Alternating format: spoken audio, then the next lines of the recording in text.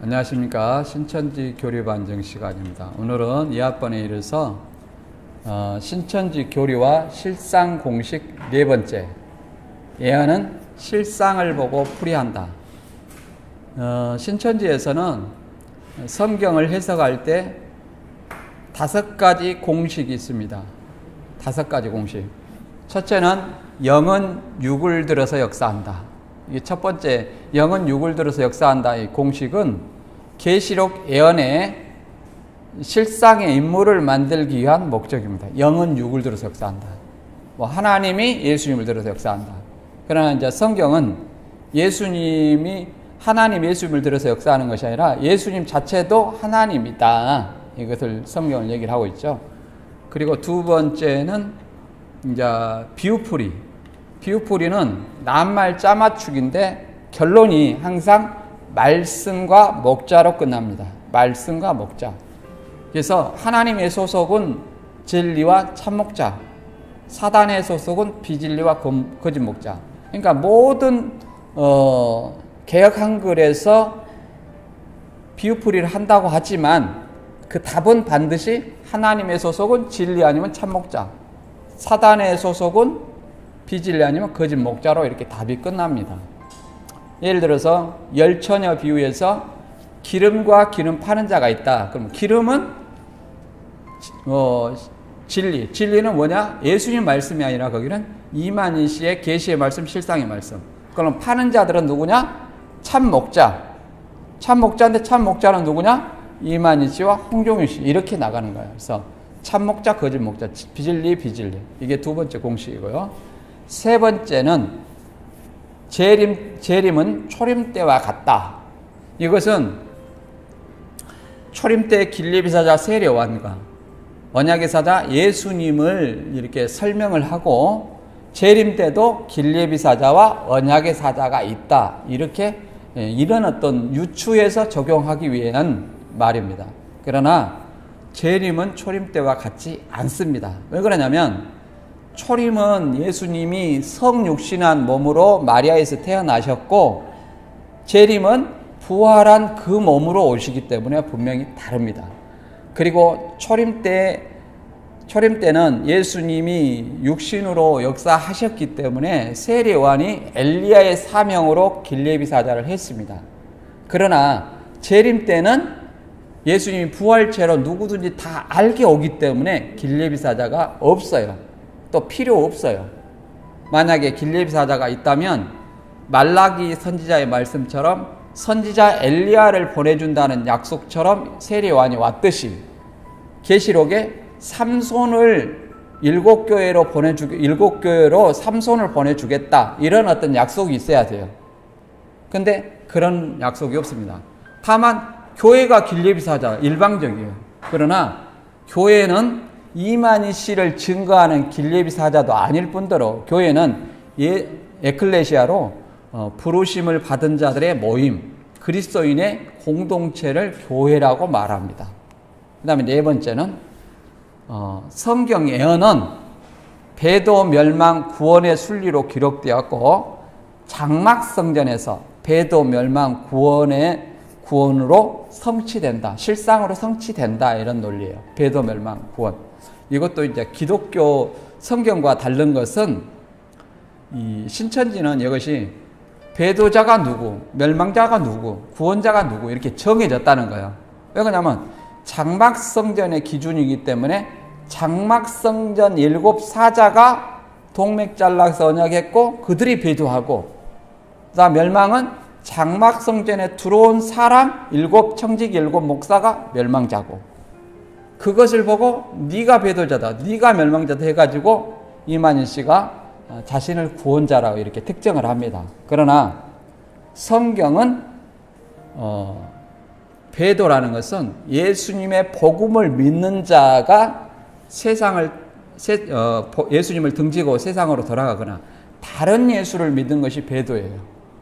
예수 그리스도를 믿는 사람은 이미 새언약 백성이기 때문에 그리스도를 저버리고 세상으로 돌아가거나 또는 다른 예수, 교주를 믿는다는 것. 이거 자체가 배도다. 그러므로 신천지나 안상홍이나 이런 데 있는 사람들 자체가 예수님을 배도한 것이라고 말할 수 있어요. 그 다음에 멸망은 계시록의 7머리와 10뿔 짐승이라고 얘기를 하지만, 그리고 땅 짐승을 얘기를 하지만, 그것이 오늘날에는 많은 적 그리스도와 거짓 선지자의 미혹을 멸망이라고 말합니다. 미혹. 잘못된 어떤 다른 예수를 믿거나 또 믿게 하거나, 이것이 미혹이에요. 미혹. 그것이 영혼의 멸망이라고 이렇게 얘기를 할 수 있죠. 그 다음에 오직 구원은 사람이 구원자가 될 수 없습니다. 그래서 죄인은 죄인을 구원할 수 없고 피조물은 피조물을 구원할 수 없어요. 오직 구원자는 죄 없으신 예수님만이 죄로부터 구원하실 수 있는 분이다. 그래서 교주는 육적으로도 많이 죄를 지었잖아요. 감옥에 2번 들어가가지고 전과 이범인데 어떻게 구원자라고 말할 수 있겠습니까? 그리고 이제 세 번째, 오늘 배울 거, 예언은 실상을 보고 풀이한다. 이 말은 이만희 씨가 보고 들었다는 장막성전의 실상에 계시록을 쫙 맞추는 거예요.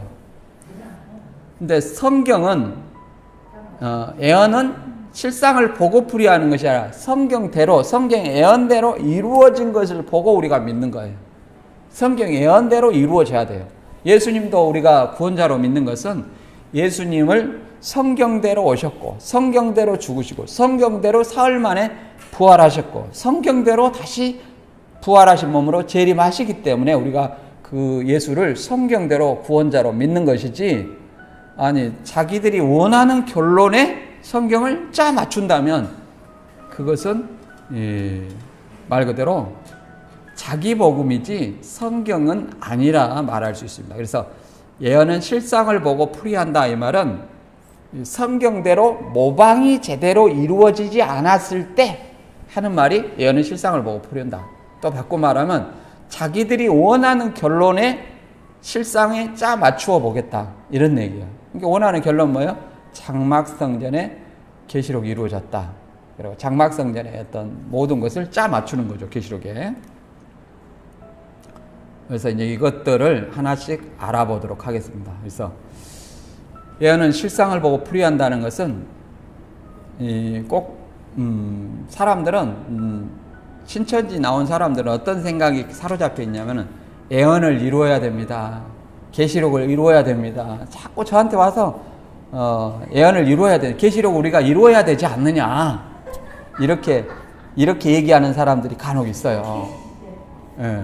그래서 이것은 구약 예언이라는 것은, 예언을 이루는 것은 뭐냐면 약속하신 분이 이루는 거예요. 이루겠다고 약속하시는 분이, 구약은 하나님이에요. 하나님이 선지자를 통해서 이렇게 구약 예언을 기록해 놨어요. 그럼 누가 이루어야 되냐? 하나님이 이루는 거예요.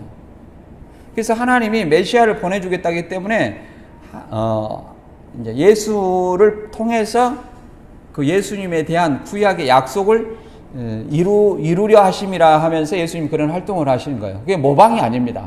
이루려 하심이라. 이 말을 이루려 하심이라, 이 말을 이 교주들이 근거를 해서 이렇게 모방을 하면서 성경을 이루었습니다. 이거 실상입니다. 모방을 하면서 실상이라는 거예요. 그러나 신약은 예수님이 사도를 통해서 이룰 것을 기록을 해놨다는 거예요. 그러면 예수님이 약속했기 때문에 누가 이루어야 되냐면 예수님이 그대로 이루시는 거예요. 그래서 그것은 사람의 모방하고는 완전히 다릅니다. 사람의 모방은 반드시 진실이 아니기 때문에 모순이 드러나요. 모순이. 그래서 모순이 드러나고 모순을 지적하면, 거짓말이 드러나면 반드시 바꿔요. 그래서 실상 그것이 뭐가 중요한지 이런 말이 나오게 됩니다. 그래서 이제 여기서 세 가지를 한번 잠깐 볼게요. 신천지 교리와 실상의 결론은 무엇인가? 그 다음에 두 번째, 계시록 5장은 재림 때 봉안된 책인가? 이게 어떤 집사님은 저한테 와서 성경은 이미 펼쳐진 책입니다. 그러니까 아이 목사님 계시록 5장이 봉함돼 있잖아요. 봉함돼 있잖아요. 이렇게 얘기를 했어요. 그래서 그 오평호 씨에 의해서 80년 9월에 봉함됐다는 그거 말합니까? 그러면 오평호 씨가 봉함한 것을 예수님이 떼어야 돼요? 오평호 씨가 봉함됐으면 사람이 떼야죠. 말이 안 맞는 거예요. 그리고 세 번째, 예언은 실상을 보고 풀이한다. 이런 어떤 내용이 있는데 차근차근 한번 보도록 하겠습니다. 이 신천지 교리와 실상의 결론은 무엇인가? 신천지는 이렇게 얘기하죠. 구약은 예수님, 신약은 이만희 씨. 이렇게 결론이 나와 있어요. 그러니까 예수 그리스도를 믿는 사람을 통해서 성경을 가르쳐요. 그리고 예수를 믿게 해. 그 다음에 플러스 누구를 믿게 하냐면 재림은 초림 때와 같다. 예수님이 육체로 오셨지 않느냐. 재림 때도 예수님이 함께하는 교주가 온다. 그러니까 다들 아멘. 낱말장어 주기를 어떻게 그렇게 딱딱 들어맞는지 모르겠다. 이렇게 얘기를 합니다. 두 번째, 계시록 예언은 장막성전에서 실상으로 이루어졌는가?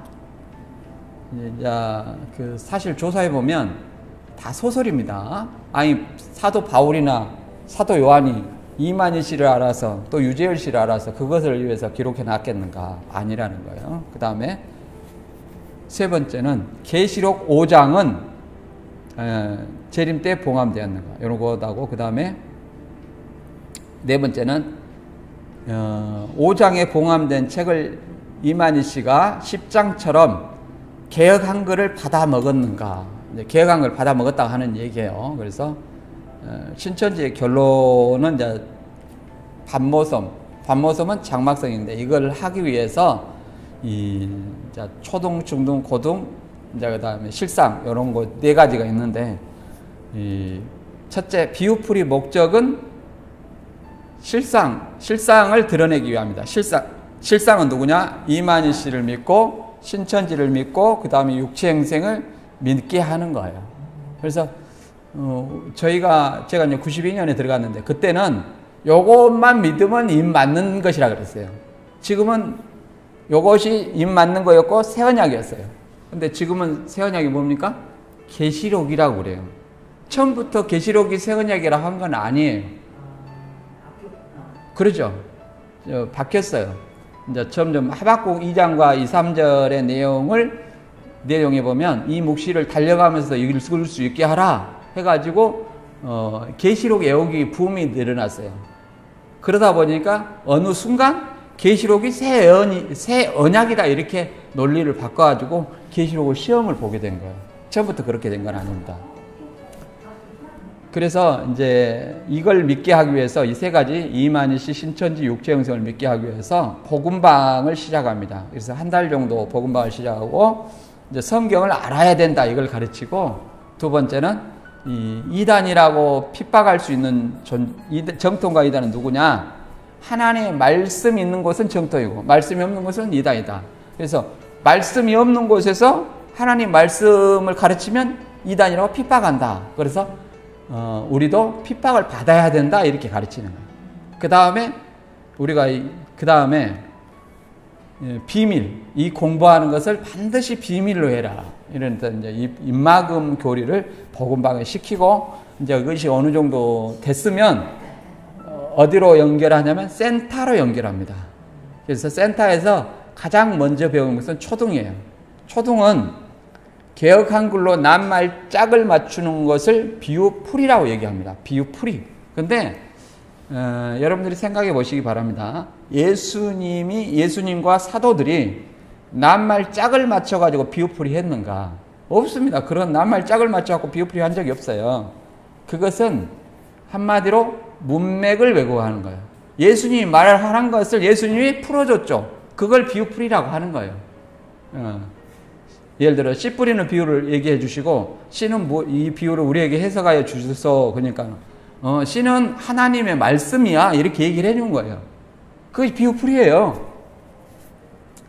근데 성경은 서술 형식의 글이기 때문에 앞뒤 문맥을 통해서 정확히 그 메시지를 파악하는 데 포인트가 있습니다. 근데 신천지는 특히 개혁 한글만을 가지고 낱말 짝을 맞춰서 비유풀이를 하니까 이제 개혁 한글조차도 한글 잘 모르잖아요. 어렵고 구어, 고어, 한자가 있잖아요. 중국어 성경을 번역했기 때문에.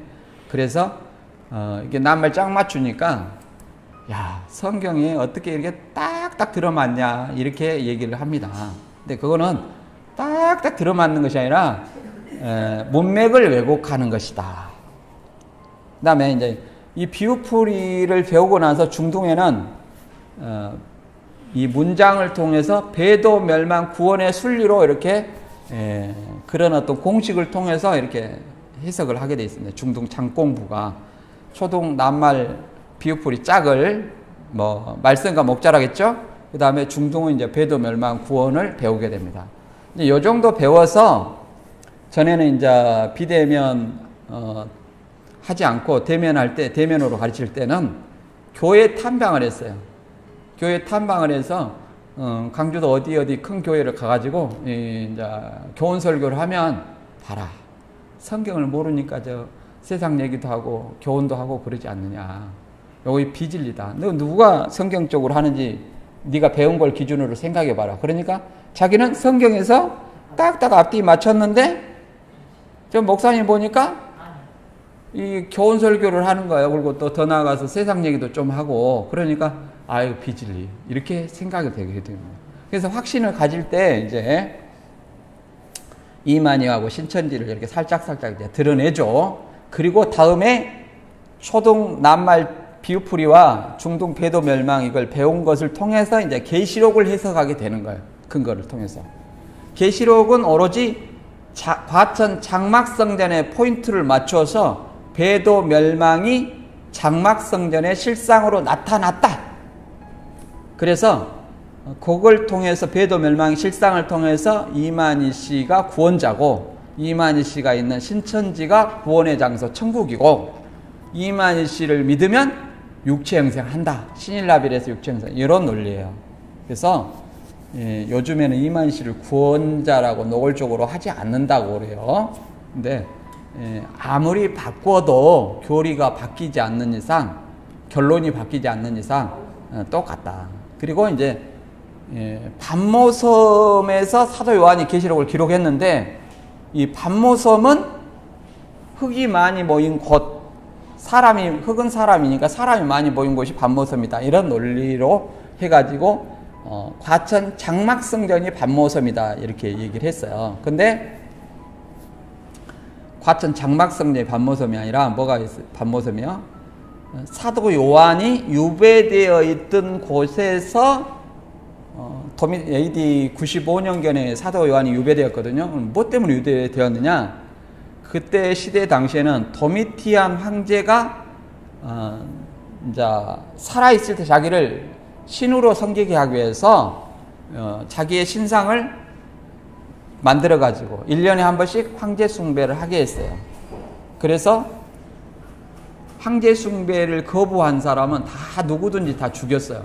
그랬을 때 이 복음 때문에 하나님의 말씀과 예수의 증거, 이 복음 때문에 황제 숭배를 거부하다가 사도 요한은 이 독약을 먹었어도 안 죽었고 가마솥에 끓여 삶았는데 안 죽었다. 이런 두 가지 전승이 있어요. 그래서 반모섬에 유배되었다. 물론 안디바는 순교했죠. 안디바는 그랬는데 이 반모섬에 유배되었을 때 예수님이 환상을 통해서 사도 요한한테 계시를 해준 거예요. 반모섬에서. 그래서 너 보는 것을 7교회 보내라. 그러니까 반모섬과 소아시아 7교회는 떨어져 있어요. 떨어져 있어요. 근데 반모섬이 장막성전인데 장막성전에다 7교회를 7별을 붙여가지고 7교를 연상하게 하면 그것이 7교리 되겠느냐? 또 그것이 7교회냐? 한 교회냐? 한 교회뿐이에요. 하나. 한 교회뿐이다. 장막성전. 그래서 장막성전 교회라 하지 그것을 장막성전 교회를 보면서 야 7교회다 이렇게 얘기하는 것은 신천지밖에 없다. 그 다음에 이제 두 번째는 요한계시록 5장은 재림 때 봉안책인가 이런 논리인데요.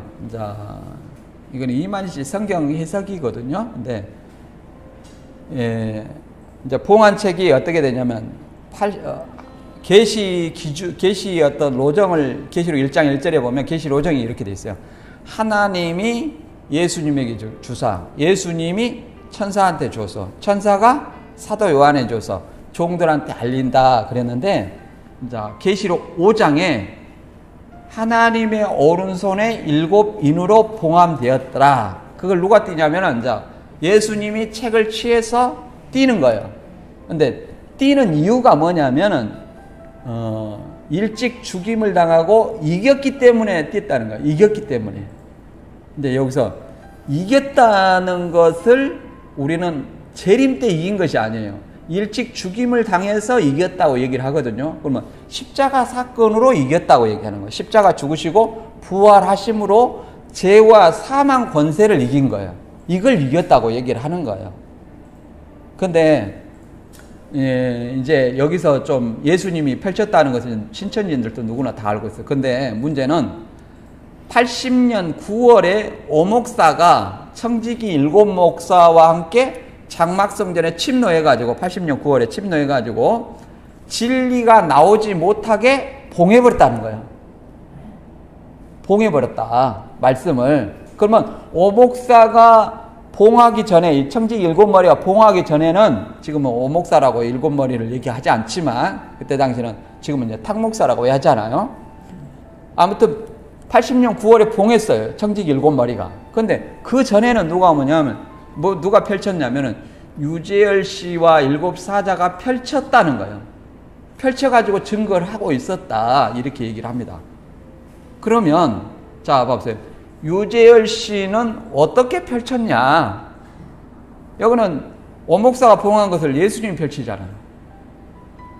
이게 뭐냐면은 구인에는 이런 것이 있어요. 이 하나님이 봉한 책을 들고 있으면 예수님이 펼쳤잖아요. 그러면 이것이 영계에서 이렇게 있으면 또 이 땅에서도 펼친 사람이 누구냐 이게 구체적으로 나와요. 이게 구인의 실상이에요. 더 자세해요.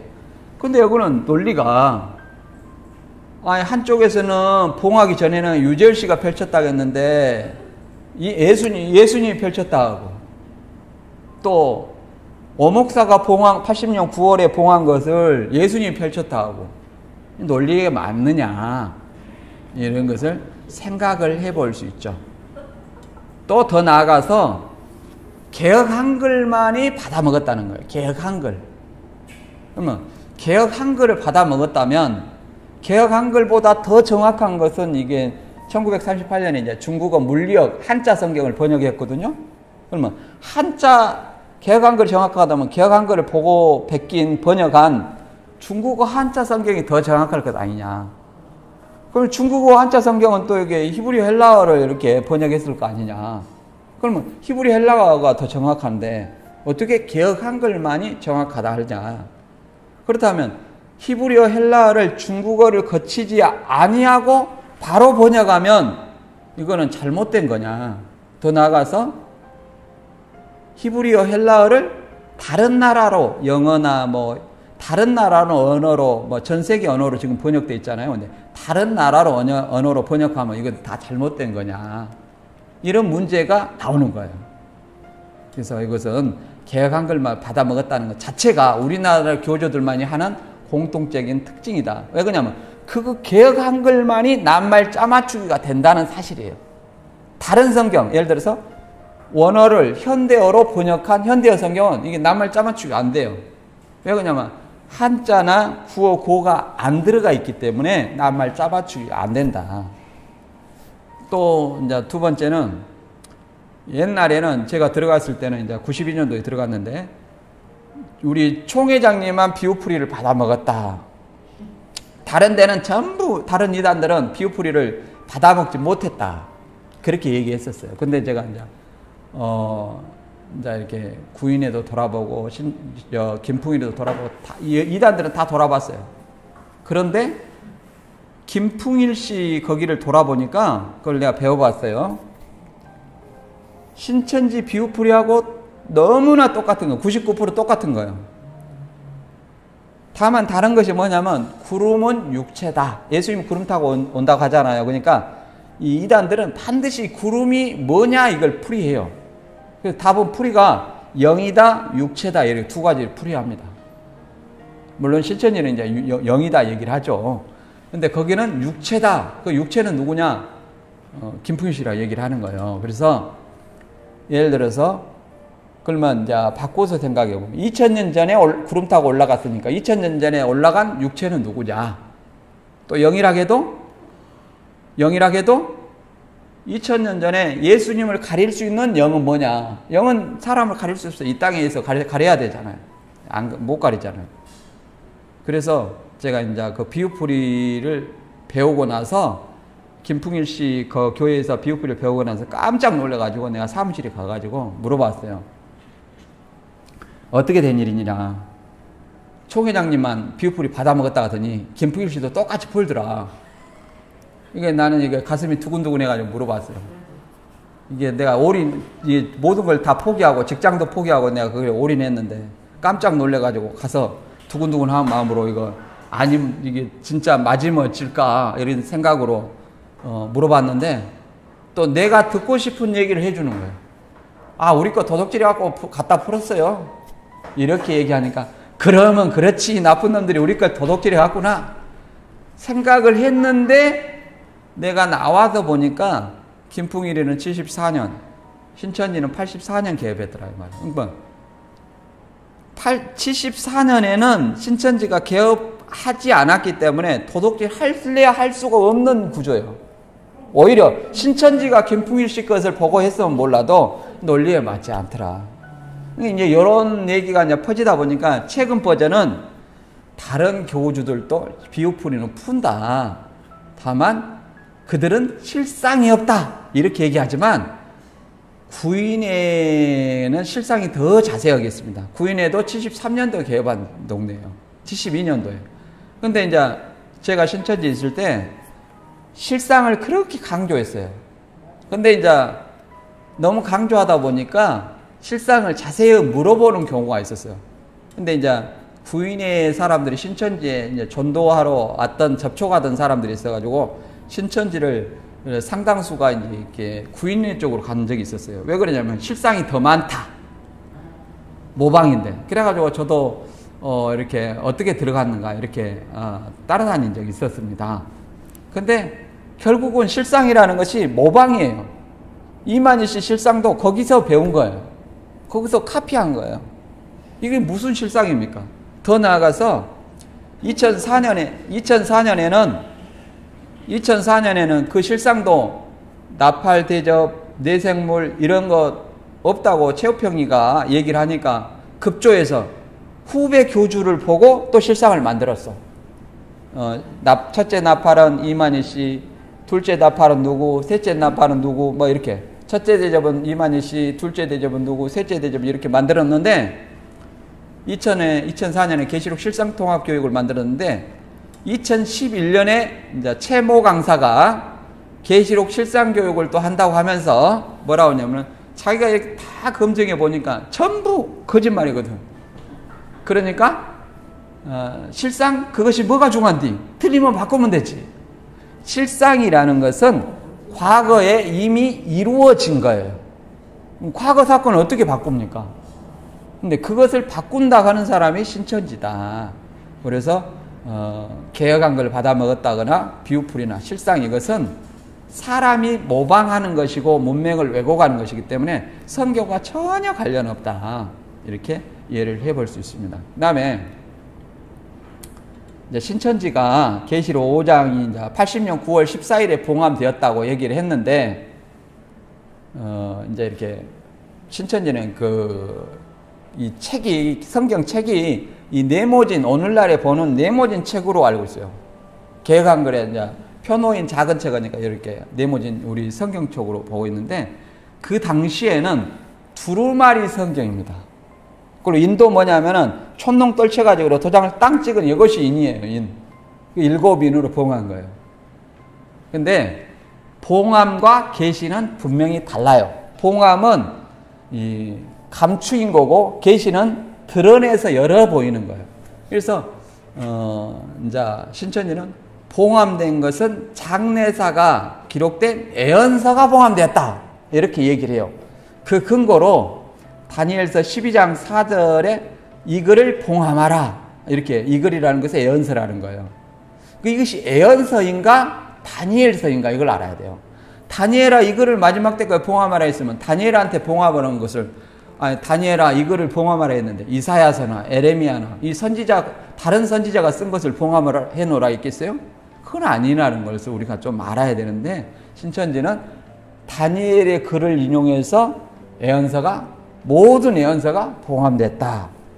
그 다음에 이제 이사야 29장 11절에 모든 묵시는 예언서다. 예언서는 봉함되었다. 이렇게 얘기를 했는데 이것이 과연 맞는가 한번 성경을 통해서 한번 읽어보겠습니다. 예, 다니엘아 마지막 때까지 이 말을 간수하고 이 글을 봉함하라. 이제 이렇게 얘기를 했어요. 그러면 다니엘한테 지금 이렇게 11장 12장까지 보여주면서 네가 쓴 글을 이 말을 간수하고 이 글을 봉함해라는 거예요. 그러면 이것이 이사야가 쓴 이사야서입니까? 에레미야가 쓴 에레미야입니까? 아니면 다니엘한테 말한 그 말과 다니엘이 기록하고 있는 그 다니엘서를 얘기하는 것이냐? 누가 봐도 이것은 다니엘서를 얘기하는 것이지 모든 예언서를 얘기하는 건 아니라는 것을 우리가 좀 알아야 됩니다. 근데 신천지는 마지막 때까지 봉함해 놔라. 그러니까 이제 요한복음 16장 25절의 말씀과 연결해서 이것을 비사로 너에게 일렀거니와 때가 이르면 다시 비사로 너에게 이르지 않고 아버지에 대한 것을 밝히리라. 그러면 신천지에서 요한복음 16장 25절에서 필요한 건 뭐예요? 때가 이르면 밝히리라. 그래서 때는 언제냐? 마지막 때다.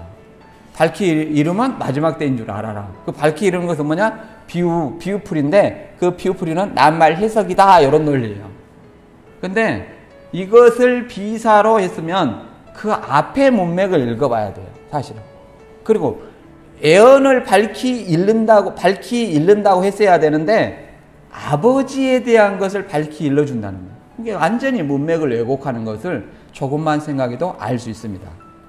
더 나아가서 이사야 29장 11절에는 모든 묵시 예언서를 봉함해 놨다. 이렇게 이해를 하는 경우가 많아요. 신천지가.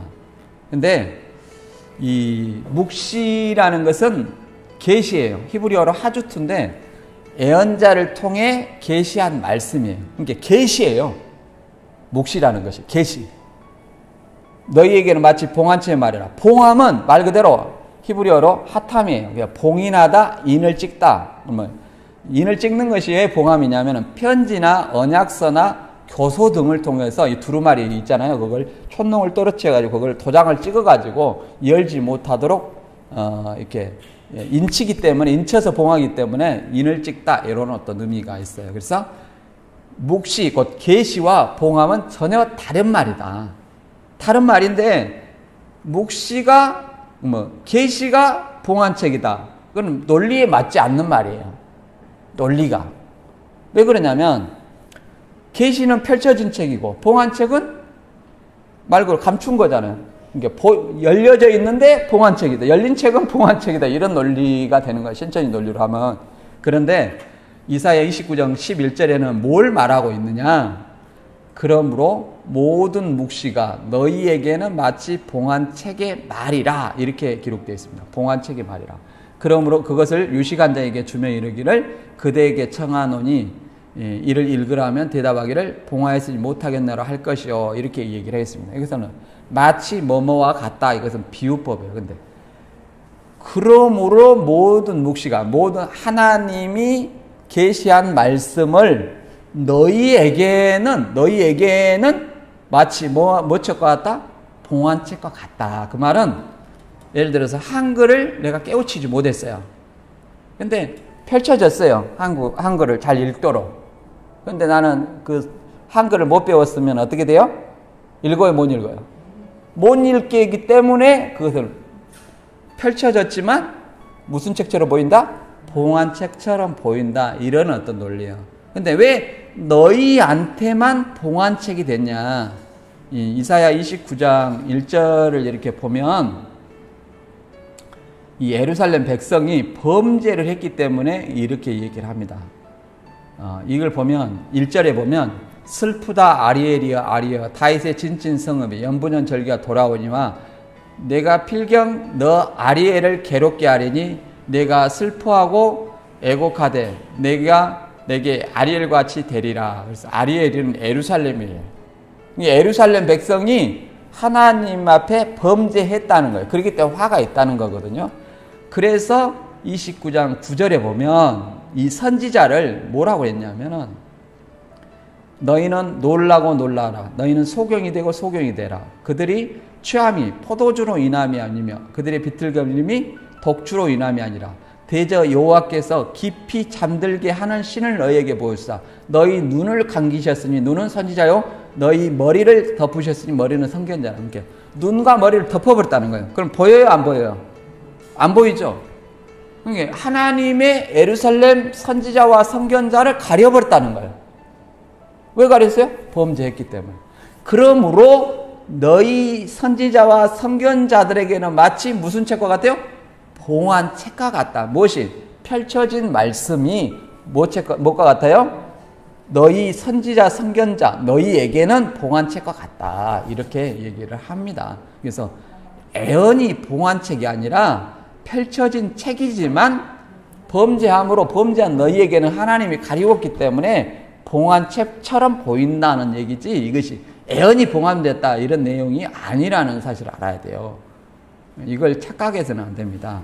그래서 이 신천지 여기 그림 보면 펼쳐인 책이라는 계시라는 것은 이게 애언이 실체로 드러났을 때 보고 듣고 증거한다고 얘기를 해요. 보고 듣고 증거한다. 근데 한기총은 뭐 이렇게 잘못됐다 얘기하고 신천지는 뭐냐면 애언대로 나타난 실체를 증거하는 계시의 말씀, 보고 듣고 증거하기 때문에. 그래서 이 공식이 뭡니까?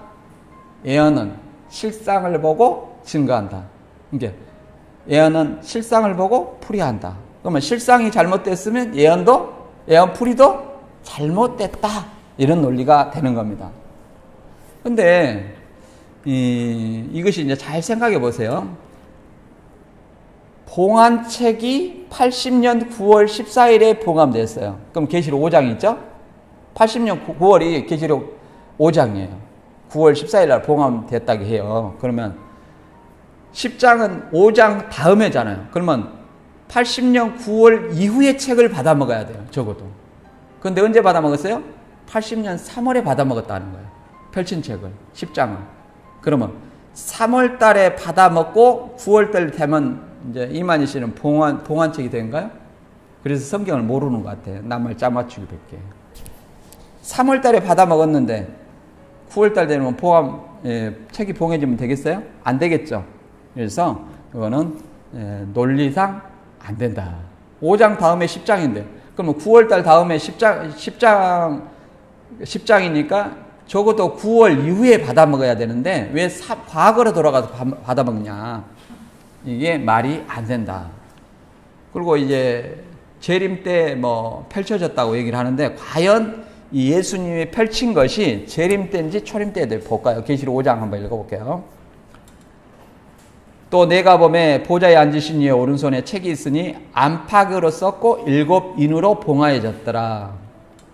그 다음에 이제 5장 5절에 장로 중에 하나가 내게 말하되 울지 말라. 유대 지파의 사자 다윗의 뿌리가 이겼으니 이 책과 그 7인을 떼시리라 하더라. 그러니까 예수님을 다윗의 뿌리는 예수님이죠. 유대 지파 사자 다윗의 뿌리는 예수님이에요. 예수님이 이겼으니까 뗀다. 그러면 인봉을 뗄 수 있는 사람은 이긴 자라는 거예요. 그래서 예수님이 5장 7절에 이제 어린 양이 나와서 보좌에 앉으신 이의 오른손에 책을 취하시니라. 이렇게 얘기를 합니다. 그래서 새 노래 내용이 뭐냐? 새 노래는 이제 계시의 말씀, 실상의 말씀, 이만희 씨의 말씀 이렇게 얘기를 하죠. 근데 5장 9절부터 10절에 보면 새 노래 내용이 나와요.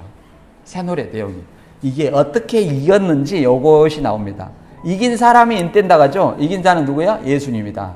이제 우리는 예수님의 십자가의 죽으심으로 죽으시고 부활하심으로 죄와 사망 권세를 이겼다고 이미 다 알고 있어요. 그러나 신천지는 이것을 간과합니다. 계시록 5장 9절 10절 보면 새 노래가 과연 계시의 말씀 실상의 말씀인지도 좀 생각을 해보세요. 새 노래를 노래하여 가로되 책을 가지시고 그 인봉을 떼시기에 합당하시도다. 일찍 죽임을 당하사 각 족속과 백성과 방언과 나라 가운데서 사람들을 피로 사서 하나님께 드리시고 저희로 우리 하나님 앞에서 나라와 제사장을 삼으셨으니 저희가 땅에서 왕노릇 하리로다 하더라. 이렇게 말하고 있습니다. 그러니까 인봉을 떼기에 합당하는 것은 일찍 죽임을 당하사 하면 누굴 얘기하는 거예요? 예수님 십자가의 죽으심. 그러니까 십자가의 죽으심을 뭐라고 말하냐면 이긴 것이라고 얘기를 하는 거예요. 지금 성경은 일찍 죽임을 당한 것을 뭐였다? 이겼다. 그 이겼기 때문에 이미 초림 때 십자가상에서 인을 띄었다고 얘기를 하는 거예요. 그래서 사람들을 피로 사서 그러면 이것은 예수님의 대신 속죄를 얘기하는 거예요. 많은 어떤 사람들이 죄 가운데 죽을 수밖에 없으나 예수님은 자기 백성을 위해서 자기 백성의 죄를 대신 짊어지고 십자가에 돌아가셨다.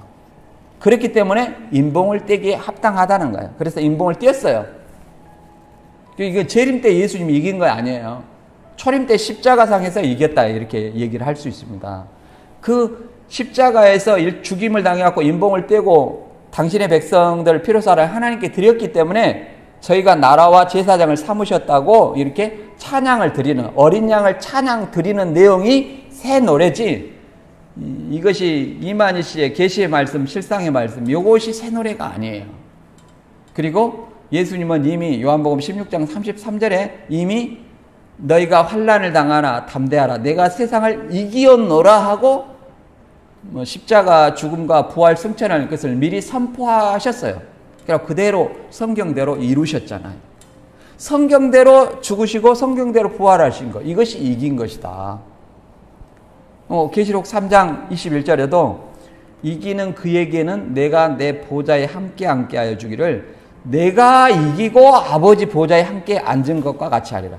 예수님이 이겼다고 분명히 말하고 있습니다. 언제 얘기했어요? 계시록에 기록되어 있으니까 재림 때 이겼다 그런 내용이 아니에요. 초림 때 이미 이기고 초림 때 이미 펼쳤다. 그러면 계시록은 초림 때 펼쳐진 말씀이에요? 봉함된 말씀이에요? 펼쳐진 말씀이에요. 그래서 계시록 22장 10절에는 또 내게 말하되 이 책의 예언의 말씀을 인봉하지 말라 때가 가까우니라. 다니엘서는 마지막 9절에 12장 4절에 다니엘아 이 말을 간수하고 이 글을 봉함하라 이렇게 얘기를 했죠. 근데 여기도 계시록에서는 인봉하지 말라는 것은 책이 이미 펼쳐졌다는 거예요. 그래서 사도 요한이 기록해 놓은 것을 요한 계시록 이렇게 말합니다. 계시록이란 말은 뭐예요? 펼쳐서 기록했다. 드러내서 기록했다. 그러면 예수님이 이긴 것은 인봉을 떼기에 합당하시다 이렇게 얘기했죠. 인봉을 뗄 수 있는 조건은 십자가상에서 이겼기 때문에 성경대로 십자가에 죽으시고 성경대로 3일 만에 부활했기 때문에 이걸 이겼다고 말하고 이것이 복음이에요.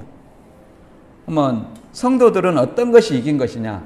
하나님의 계명과 예수 믿음을 지키는 것이 이기는 거예요. 우리가 죽었다가 살아나는 어떤 그것을 예수님처럼 똑같이 죽었다가 살아나는 것은 이 하나님의 계명과 예수 믿음을 지키는 자들이 마지막 때 부활을 얘기를 하는 겁니다. 지금 당장 얘기를 하는 건 아니에요. 그래서 초림 때 이미 펼쳐진 말씀이지 재림 때 오평호 씨에 의해서 청지기 일곱머리에 의해서 봉해진 책이 아니라는 사실을 다시 한번 인지하시기 바랍니다. 세 번째, 예언은 실상을 보고 풀이했는가? 이런 내용을 한번 보도록 하겠습니다. 예언은 실상을 보고 풀이했는가?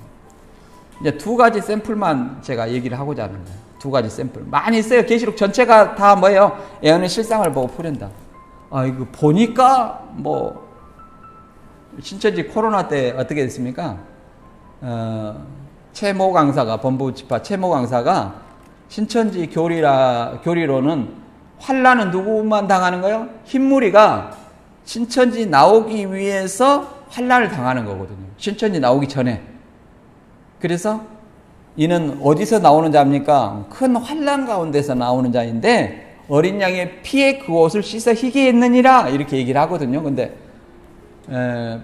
대구 코로나 사건으로 인해서 신천지가 문제가 되고 이만희 씨가 감옥을 가니까 신천지 환란이 왔잖아요. 그러니까 최모 강사가 뭐라고 그랬냐면은 나도 흰무리만 환란을 겪는 줄 알았는데 겪어보니까 신천지에도 환란이 있더라.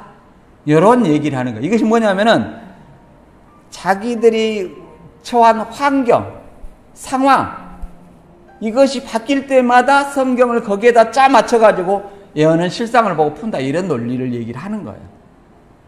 무슨 신천지에 환란이 있습니까? 그리고 신천지라는 말이 내가 새하늘과 새 땅을 보니 처음 하늘과 처음 땅과 바다도 다시 있지 않더라. 그리고 거기는 눈물이 없어지고 사망이 없고 애통과 곡하는 것이 없는 그런 나라인데 어떻게? 처음 땅이 없어졌다. 장막 성전이 없어졌다고 치고 바다는 바벨론이고 바벨론은 기독교입니다. 기독교가 없어진 실상을 내놔봐라 해야 돼요. 근데 기독교가 없어진 실상이 있습니까? 없습니까? 없어요. 아직 있잖아요. 그럼 신천지라 말할 수 있어요? 없다. 그리고 이게 두 가지를 한번 샘플로 볼게요.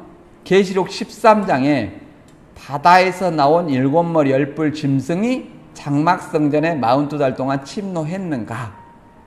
두 번째, 계시록 11장 지팡이 같은 갈대가 홍종호이고 87년 이탈 후에 갈대 지팡이가 된 것이 과연 보고 듣고 풀이했냐 이 말이죠. 이제 요거 계시록 13장을 전체적으로 한번 읽어볼게요. 7머리 10뿔은 7 목사와 10 장로가 장막성전에 들어가서 비진리 주석으로 42달 동안 이렇게 멸망을 시켰다고 얘기를 합니다.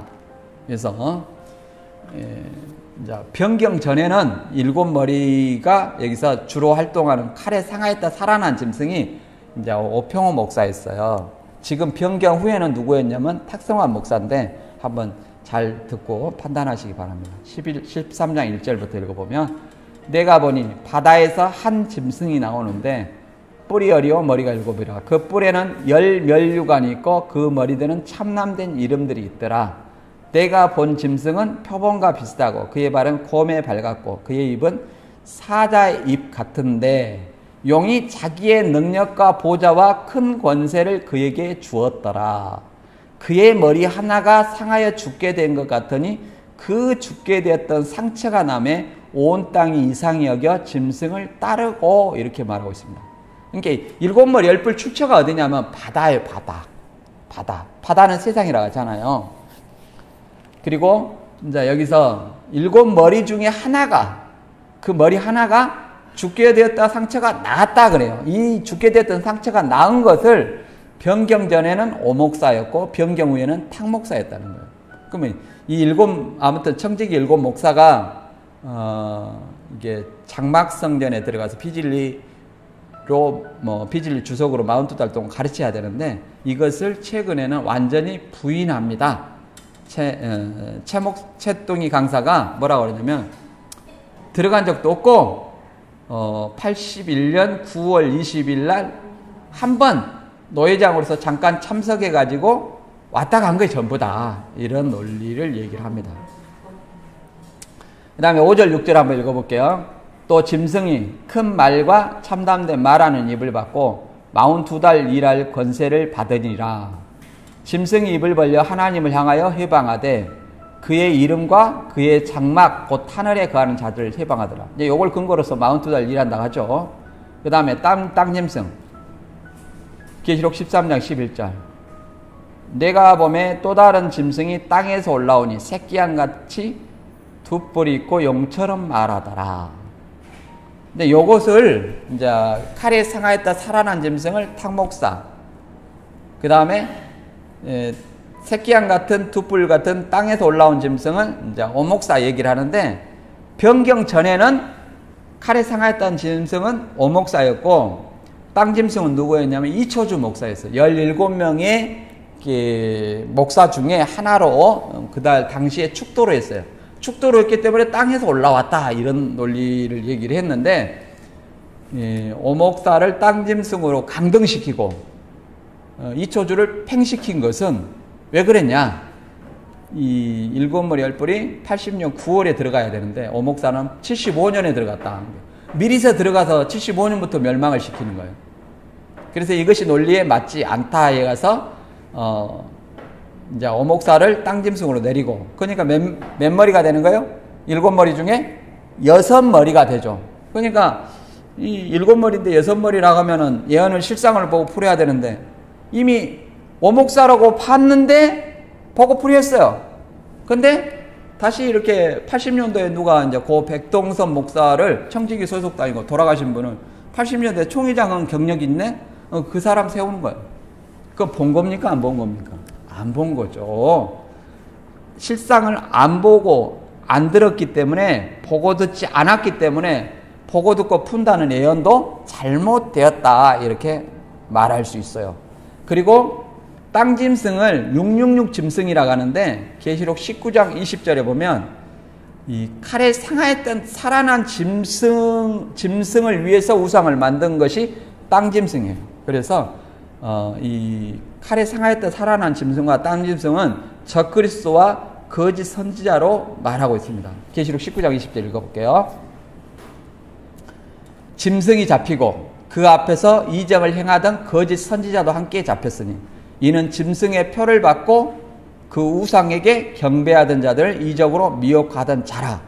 이 둘이 산채로 유황 불붙는 못에 던지우고. 이것은 이제 예수님이 재림으로 아마겟돈 심판하면서 적그리스도와 거짓 선지자를 완전히 심판하는 내용이에요. 그래서 믿는 자는 이제 부활과 영생을 통해서 이제 하늘로 끌어올림을 받고, 그 다음에 안 믿는 자는 심판받는 어떤 그런 내용입니다. 그래서 아마겟돈 전쟁에 예수님의 승리를 보여주고 있는 내용인데, 신천지는 이제 생각한 것이, 이것이 이 예수님이 재림했는데 적그리스도와 거짓 선지자가 자기들이 볼 때도 많이 있거든요. 그러니까 84년 3월 14일 날 영만 이렇게 가둬놨다. 이제 오목사만 가둬놨다는 거예요. 거짓 목사가 이렇게 많이 있는 것은 뭐냐 그러면 쫄병이 있다. 쫄병이 있다 하는데, 쫄병이 있는 것이 아니라 예수님이 재림하시면, 이게 역사적 전천년설 견해입니다. 용을 잡고, 그 다음에 천년 동안 미혹하지 못하게 용을 잡고, 그 다음에 짐승과 거짓 선지자, 이 미혹자죠. 이것이 오늘날에는 둘이라는 것은 많은 수를, 증인의 어떤 숫자를 둘로 표현합니다. 두세 사람. 그래서 오늘날에는 많은 거짓 그리스도들과 많은 거짓 선지자들, 할 수만 있으면 택하신 자들도 미혹하게 하리라, 이런 어떤 미혹자를 대표해서 말하고 있는 겁니다.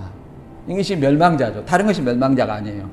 그래서 이 적그리스도와 거짓 선지자, 이게 오늘날도 물론 사도 요한 당시에도 있었지만 오늘날도 계속 있어 오는 거예요. 그래서 이미, 그리고 마지막 때도 있어 오고요.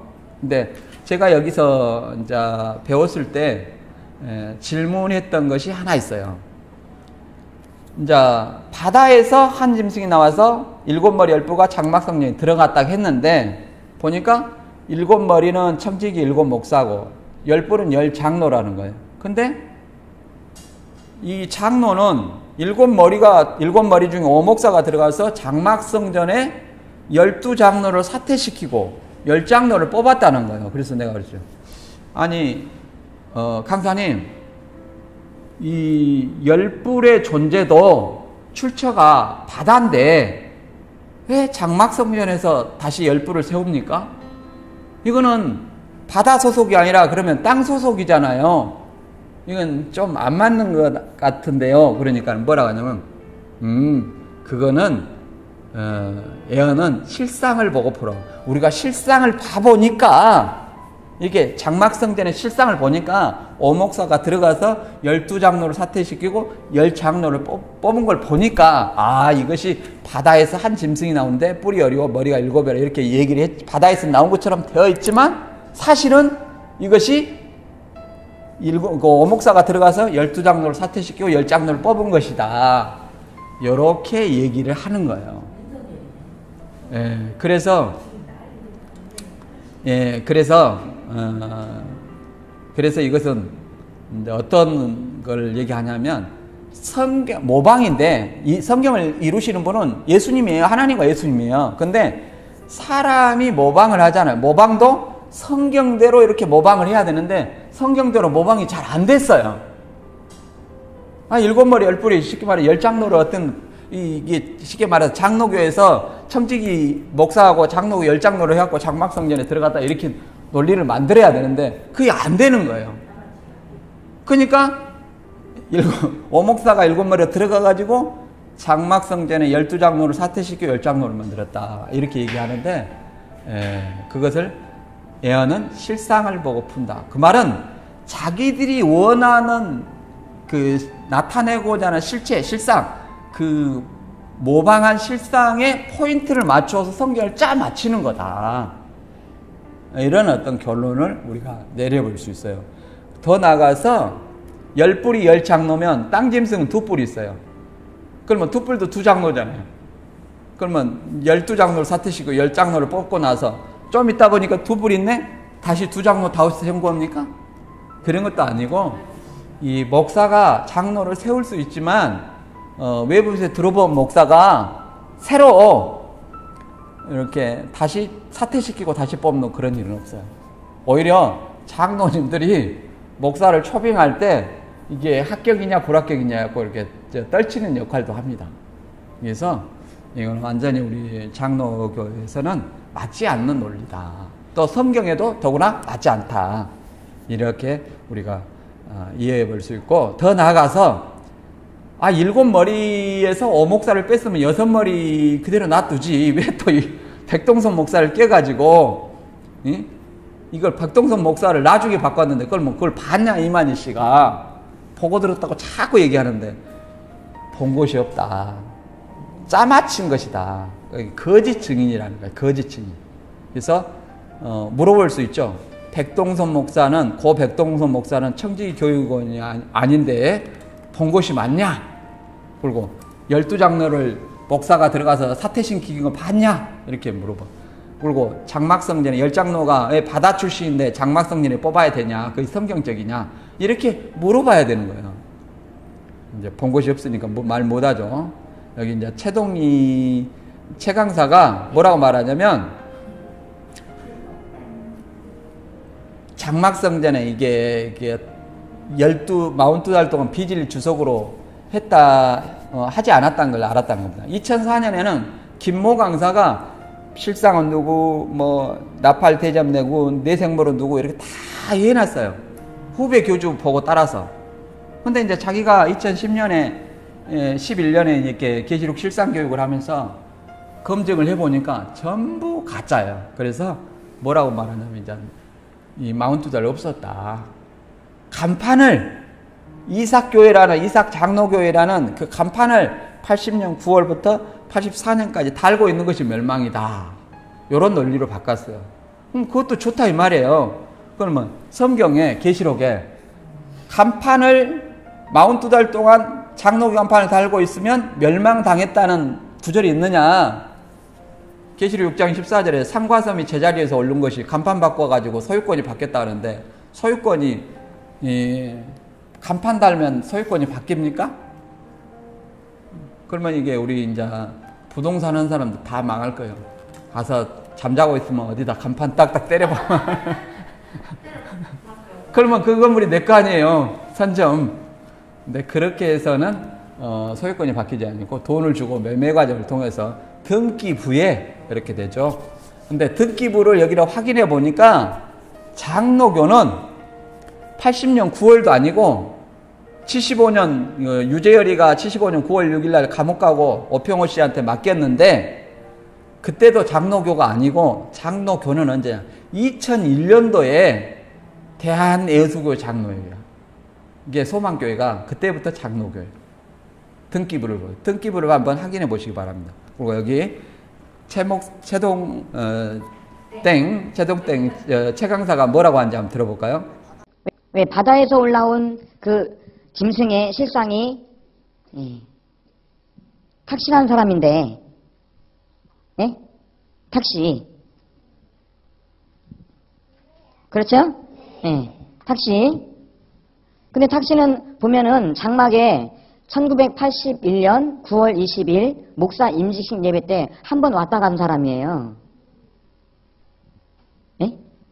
그 사람이 80년 9월 달에 장막에 들어왔다가 42달 있다가 84년 3월 14일 날 이렇게 나간 사람이 아니라 81년 9월 20일 장막에 목사 임직식 예배 때, 그렇죠? 노예장으로서 그날 하루 왔다 간 사람이 그 사람이거든요. 그러니까 바다에서 올라온 짐승이 장막에서 기거하는 기간 이렇게 보면은 조금 문제가 되죠. 예, 들어보면 뭐 잘 안 들리니까 들어보면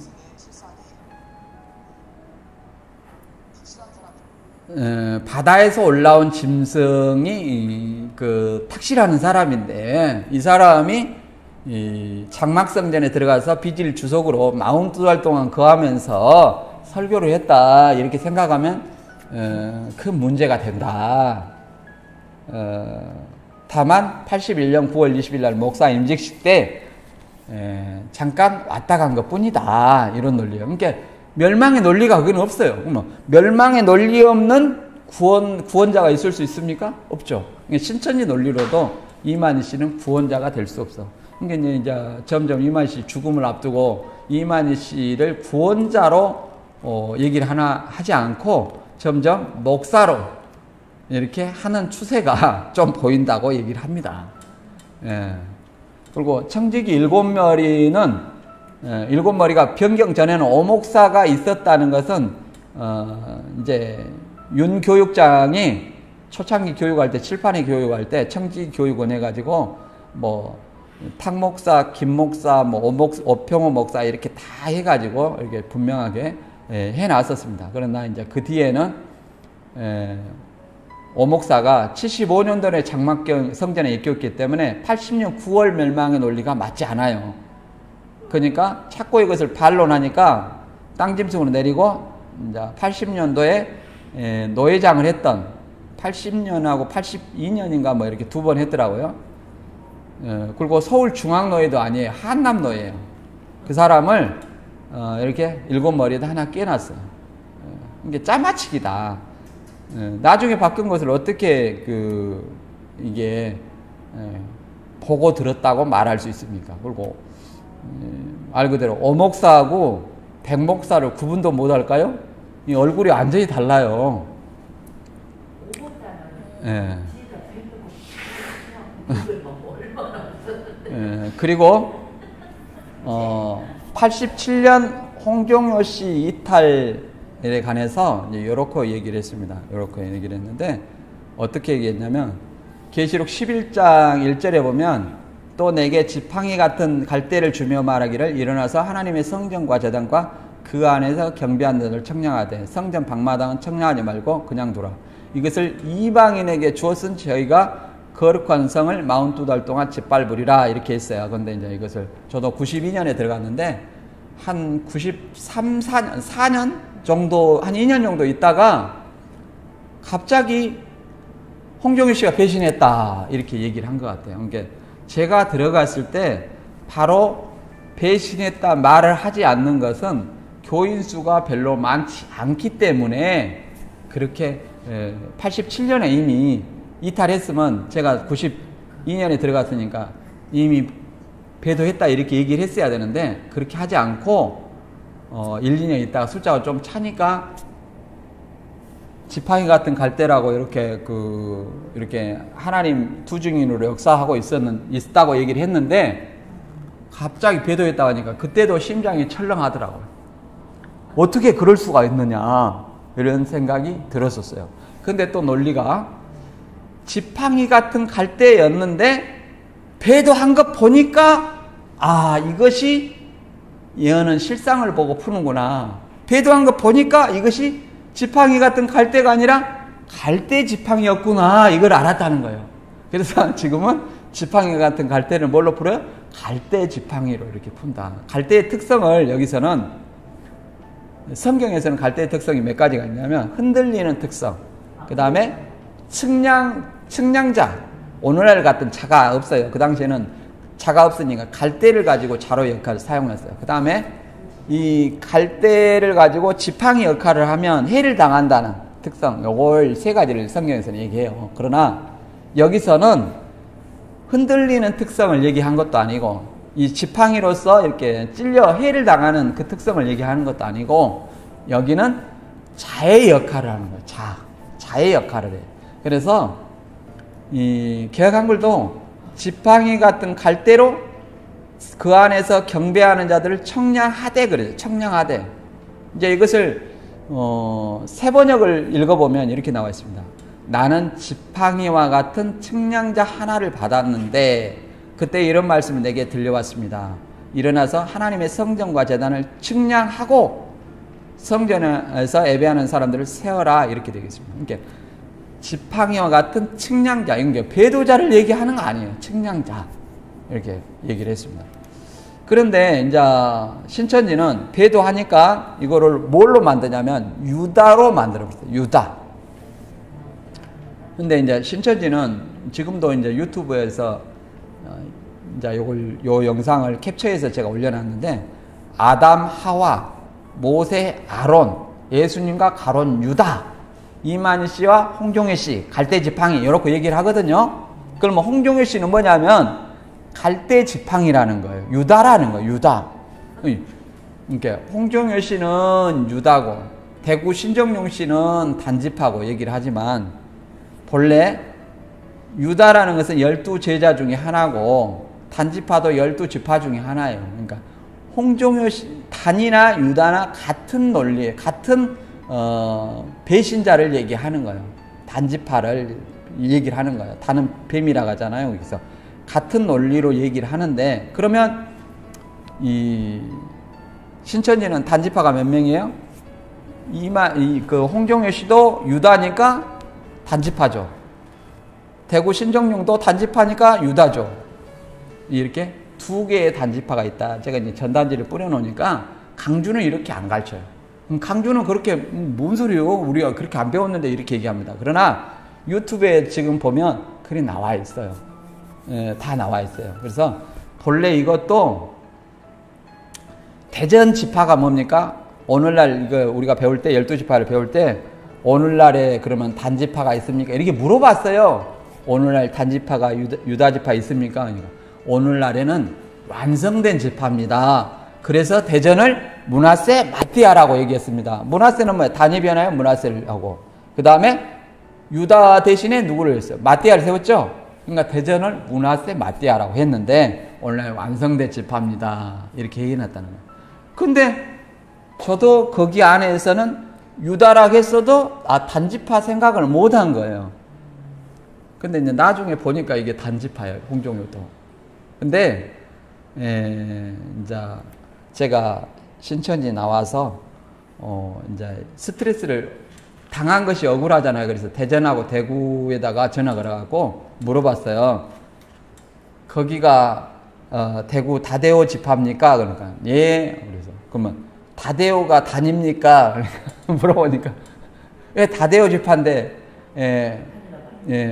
단이라 합니까? 므낫세가 단이 아닙니까? 그러면 대전이 단지파여야 되는데 왜 거기를 단지파라 합니까? 그러니까 잠깐만 기다려보세요. 강사님 바꿔드릴게요. 강사님 강사님 왜 다대오를 단이라 합니까? 므낫세를 단이라 해야 되는 거 아닙니까?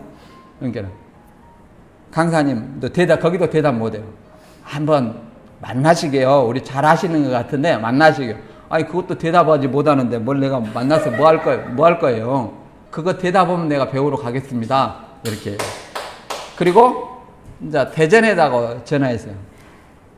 전화번호가 다 있어요. 홈페이지에 보면. 그래서 대전에다 전화 오니까 또 이 여자 성도가 받아요. 그래서 거기가 므낫세 마띠아 지파죠? 네. 예, 므낫세 마띠아 지파 맞습니다. 그래서 거기 므낫세 마띠아 지파면 거기가 단과 유다 지파인데 왜 대구를 단지파라 하냐? 이유를 설명해 봐라. 그러니까 잠깐만요. 강사님 바꿔드릴게요. 강사님 바꿔가지고 왜 대전이 므낫세 마띠아 지파인데 왜 대구를 단지파라 하냐, 이걸 설명해 봐라. 그러니까 뭐라고 하냐면 우리 만나서 얘기하기로. 내 파트리가 똑같습니다. 답변을 못해요. 이거는 지파가 모방이라서 그런다. 모방. 그리고 예수님과 예수님의 12제자가 복음을 전할 때 이렇게 어디까지는 베드로 지파, 어디까지는 다데오 지파 이렇게 한 적이 없어요. 그러잖아요. 그러니까 나눌 혈통이 아니니까 나눌 수가 없어요. 나눌 수가 없는데 무슨 지파라고 이렇게 얘기를 합니까? 이거 자체가 모방이고, 이 12지파는 일제시대 박동기부터 했다.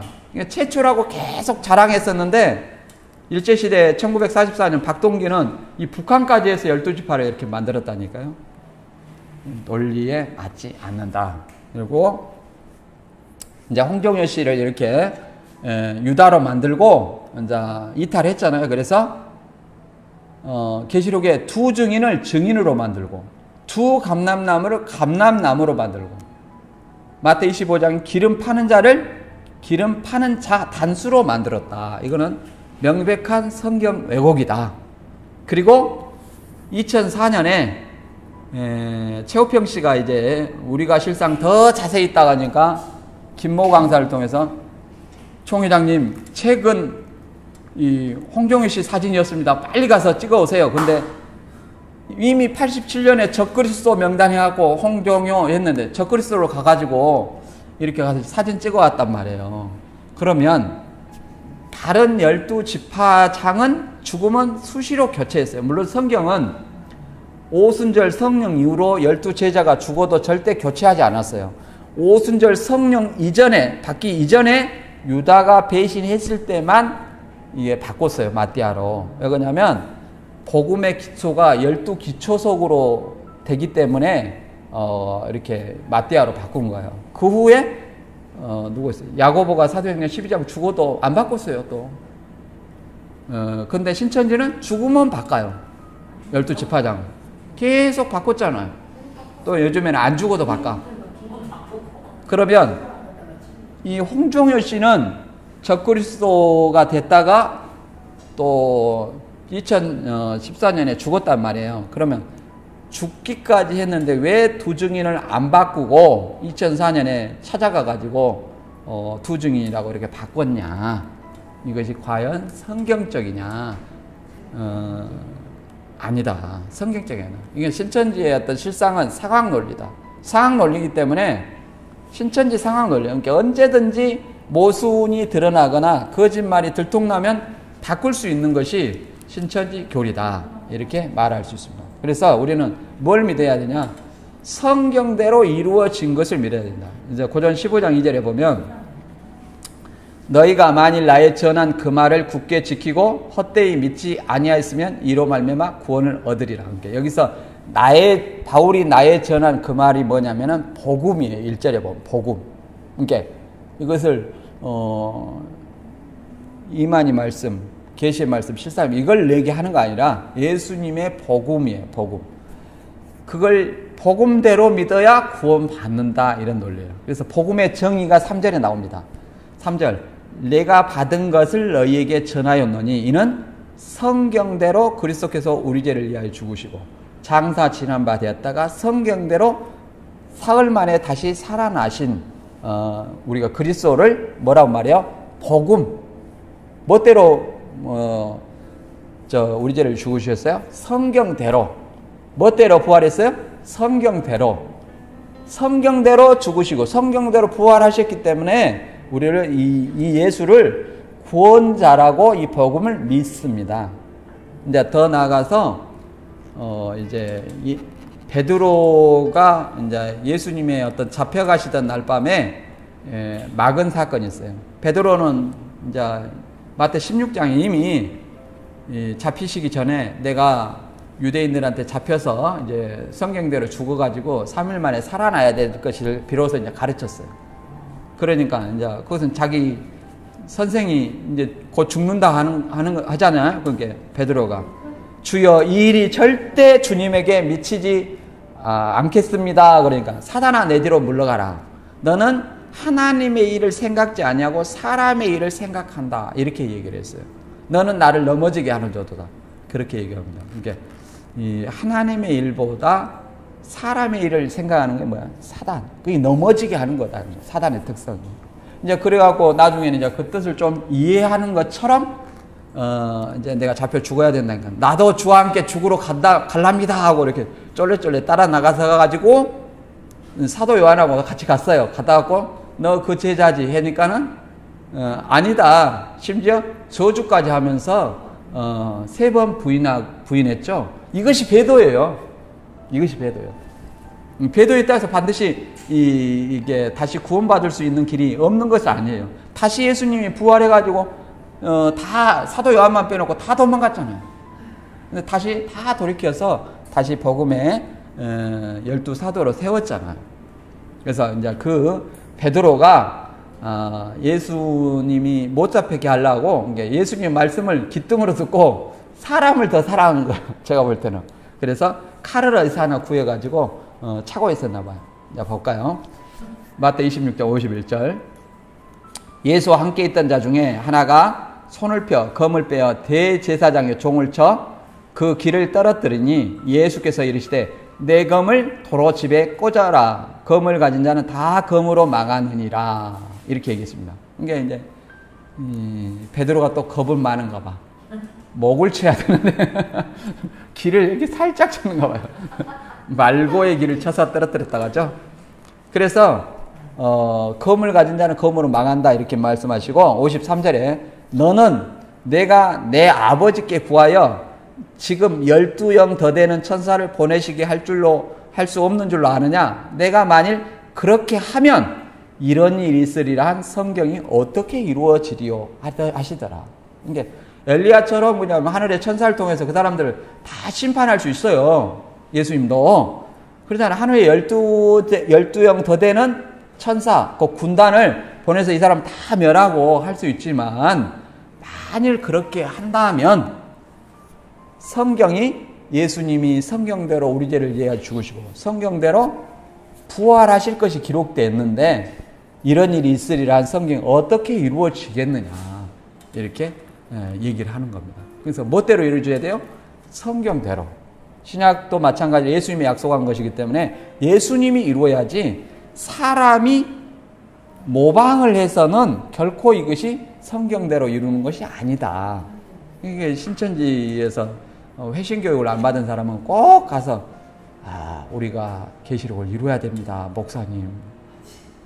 또 다른 자는 우리가 구원자 노릇 해야 됩니다. 이렇게 얘기를 제가 그 소리에 나갔으면 이 돈 많은 사람들도 왔었어요. 예, 펄세 갔죠. 그래서 성경을 모방해서는 우리가 이길 수 없어요. 우리는 오로지 성경대로 이루어진 그 복음을 믿고 누구를 기다려야 돼요? 예수 그리스도를 기다릴 뿐입니다. 그래서 신천지 여러분도 이 말씀을 듣고 사도행전 17장 11절의 말씀처럼 베레아 사람은 데살로니에 있는 사람보다 더 신사적이어서 간절한 마음으로 말씀을 받고 이것이 그러한가 하여 날마다 성경을 상고함으로 그 중에 믿는 사람이 많았다 이렇게 얘기를 합니다. 그래서 사랑하는 자들 영을 담지 말고 영들이 하나님께 속하였나 시험하라. 이 말이나 들어보고 믿어라. 이런 말씀을 실행하려면 유튜브 보지 마라. 상담소 가지 마라. 탈퇴자 만나지 말라 하면 시험해 볼 기회를 제공하지 않는 거예요. 성경하고. 그건 들어볼 기회를 제공하지 않는 거예요. 그거는 성경적이 아니라 비성경적이다. 이렇게 얘기를 할 수 있습니다. 오늘 말씀 간단히 정리해보면 예언을 실상을 보고 풀이했는가? 실상을 보고 풀이한 거 아니에요. 이 말은 성경을 이루시는 것은 누구냐면 하나님과 예수님이다.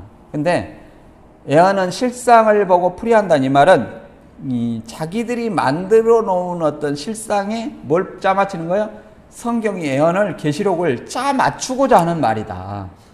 이게 성경이 모방도 제대로 안 돼 있을 때 하는 말이 이 말이에요. 모방도.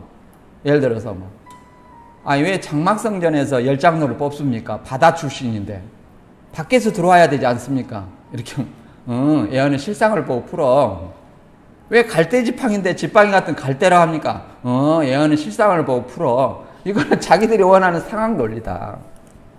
그리고 신천지 교리와 실상의 결론은 뭡니까? 결국은 이만희 씨를 구원자로 믿고 신천지가 천국으로 믿고 그 다음에 거기를 믿으면 순교영과 하나 되는 육체 형성을 한다, 이런 논리고, 그 다음에 계시록 5장은 재림 때 봉환책입니까? 이미 예수님의 십자가 사건에서 펼쳐졌다.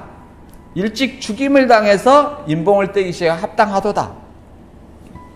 그래서 사람들을 피로 사서 하나님께 드렸다. 그래서 나라와 제사 되겠다. 이것이 새 노래예요. 새 노래는 이만희 씨의 계시의 말씀, 실상의 말씀이 아니라 뭐야? 어린 양을 찬양하는 노래가 새 노래다.